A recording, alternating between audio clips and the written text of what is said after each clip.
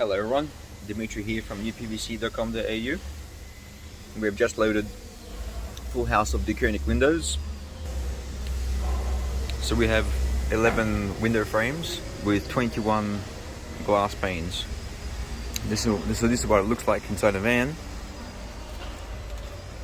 Still spacious, still plenty of room. So I got cardboard, carpet, foam or towel in between the frames, so there's no chance of scratching.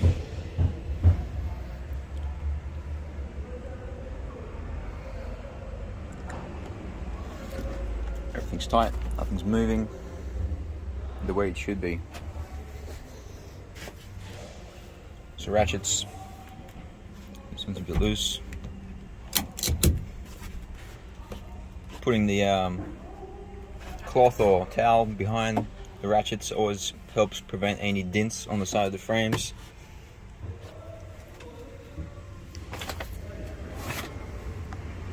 So everything clearing, everything secure. Until next time, thanks for watching.